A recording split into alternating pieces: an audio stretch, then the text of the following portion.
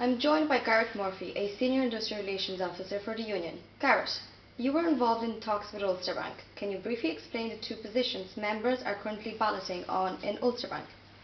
Yes, thanks. We have two recommendations from Mr. Kieran Mulvey. One dealing with pay for Northern Ireland and the other dealing with pay for the Republic of Ireland.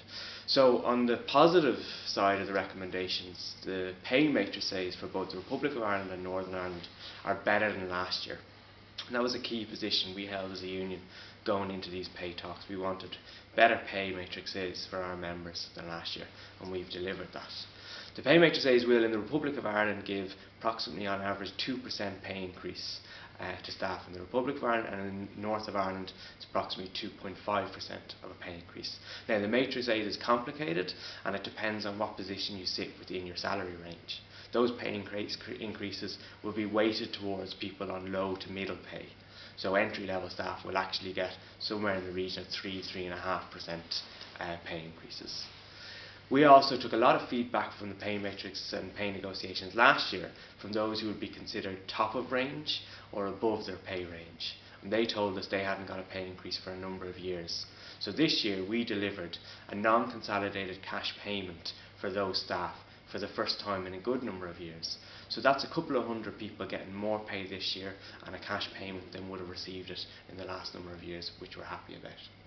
However, the pay negotiations also had to deal with pay ranges which the employer proposed, and that's where it got more complicated.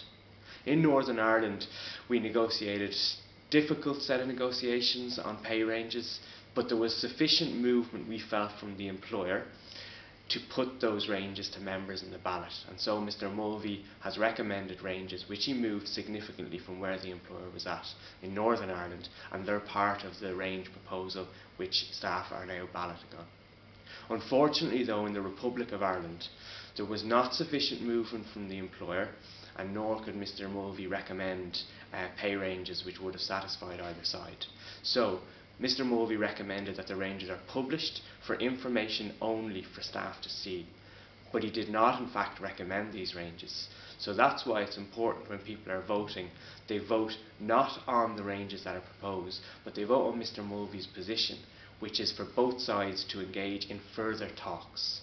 And a message we want to send both to our members and to the employer is for no unilateral action. We're telling Ulster Bank not to act unilaterally, to accept the Mulvey recommendation and engage in further talks on the pay ranges, not to introduce them.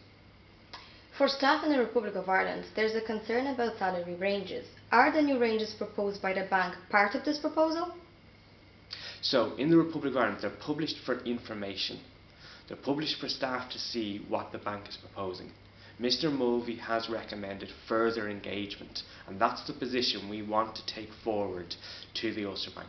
Don't act unilaterally. Engage with us further on those ranges. Listen to the mediator's recommendation. There has been very real concern among staff in Northern Ireland at the attempt by the bank to pass on pension scheme fees. Has this issue been resolved as part of these talks? Well, we see this as an opportunity to resolve the pension contracting out cost for 2017. As part of our claim with the bank, we added an additional 0.5% into those talks for staff in Northern Ireland. And that's why the pay matrix in Northern Ireland is better than the pay matrix in the Republic of Ireland. So if members vote to accept it, they are voting also to accept a resolution of the pension issue for 2017. We want to be clear again with our members and with the bank that we will take this issue forward into our 2018 pay negotiations as well. Finally, the electronic ballot opened today. How can FSU members vote, and when does the ballot close? So we have partnered up with My Voice, an electronic balloting company, and they have issued all ballots to staff and to members this morning at 9 o'clock. The ballot opened this morning and people can vote now up until the 3rd of February. And the ballot, the email you will have received from My Voice will clearly outline how you vote. You'll receive a unique voting code and you'll be able to vote by website and by reply to that email. Thank you, Gareth.